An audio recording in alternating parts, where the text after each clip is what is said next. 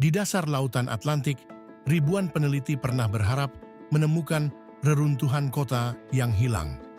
Atlantis, nama yang selama 2 milenia memicu imajinasi, peta palsu, dan teori liar. Dari novel fantasi hingga ekspedisi multimiliar, obsesi ini tidak pernah reda. Tapi apakah Plato benar-benar menceritakan sejarah atau sesuatu yang lain? Kisah Atlantis pertama kali tertulis sekitar tahun 360 sebelum Masehi oleh filsuf Plato dalam dialog Timaeus dan Critias. Ia menggambarkan peradaban perkasa di luar Taurus dengan istana berlapis emas, tembok tembaga, dan orichalcum yang berkilau. Menurut Plato, Atlantis menguasai pulau-pulau di Atlantik, bahkan sampai ke daerah di sekitar Mesir dan Italia. Namun kesombongannya membuat dewa-dewa murka. Dalam semalam, gempa dan banjir menenggelamkannya, menyisakan hanya lumpur yang menghalangi pelayaran. Plato menempatkan Atlantis sebagai musuh Athena yang gagal menaklukkan Yunani kuno yang ideal. Detail ini penting. Atlantis bukan catatan arkeologis, melainkan bagian dari alegori politik tentang kekuasaan, keadilan, dan kehancuran. Membaca Critias tanpa konteks ini seperti mencari koordinat GPS di dalam dongeng. Sebelum kita menyelam ke teori modern, mari pahami dulu apa yang Plato sebenarnya tuliskan dan mengapa kisah ini menyebar jauh melampaui Yunani kuno. Plato sendiri mengaku mendengar cerita dari cucu Solon yang mendengarnya dari pendeta Mesir di Sais.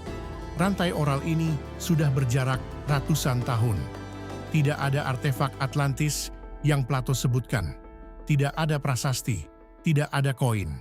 Hanya narasi filosofis. Abad-abad setelah Plato, Atlantis hidup kembali di tangan penulis Romawi, penjelajah Renaissance, dan pembuat peta abad ke-19. Utopia, peringatan moral, dan misteri geografis bercampur membuat banyak orang yakin Atlantis pasti pernah ada. Abad ke-20 membuka era baru, sonar, peta dasar laut, dan arkeologi bawah air. Teori-teori tentang letak Atlantis bermunculan dari Yunani hingga Spanyol, dari Karibia hingga Antartika. Teori paling populer di kalangan ilmuwan, letusan Terra di Pulau Santorini sekitar abad ke-16 sebelum Masehi.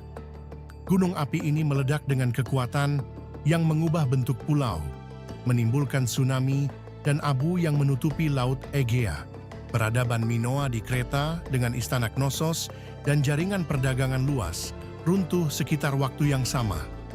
Beberapa sejarawan melihat bayangan Atlantis di sini, kekuatan maritim yang tiba-tiba lenyap setelah bencana alam. Di Akrotiri, Santorini, arkeolog menemukan kota Minoa yang terkubur abu vulkanik, mirip Pompei, tapi lebih tua ribuan tahun. Jalan, fresko, dan guci masih utuh di bawah timbunan. Ini bukti nyata bencana, bukan legenda.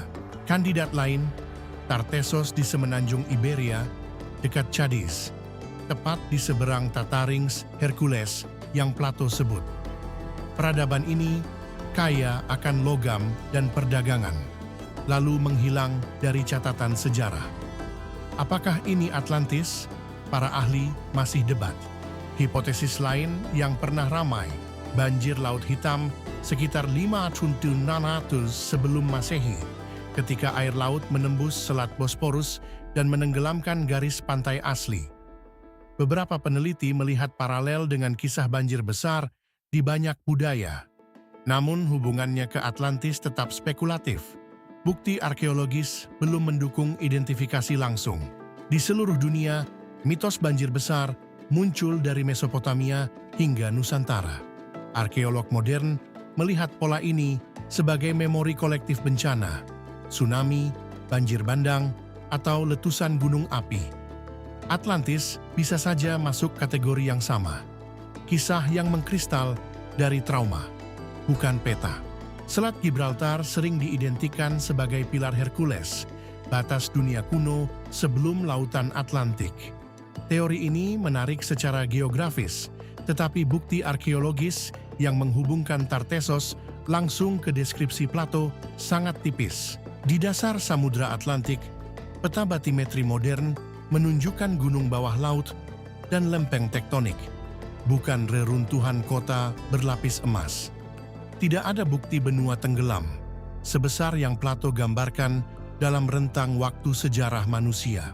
Jadi, bagaimana arkeolog modern memisahkan fakta dari fiksi? Mereka tidak mencari Atlantis sebagai nama kota, melainkan jejak bencana, peradaban, dan mitos yang saling bertumpuk. Penanggalan radiokarbon, stratigrafi, analisis polen, dan genetika populasi, semua dipakai untuk menempatkan runtuhnya peradaban pada waktu dan tempat nyata. Akrotiri dan Knossos punya tanggal. Atlantis versi Plato tidak punya lapisan tanah yang bisa digali. Angka-angka dalam Kritias, jarak, luas, durasi, sering dianggap simbolis, bukan ukuran surveyor.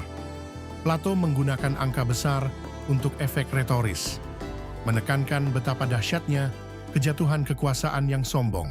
Seiring waktu, berbagai hoaks ikut memperumit, foto bawah laut palsu, peta Atlantis hasil karangan abad ke-19, klaim sonar yang tidak pernah dipublikasikan ulang. Arkeolog sering harus membantah sebelum sempat menggali, karena publik sudah percaya dulu. Yang benar-benar kita miliki justru lebih menarik dari legenda.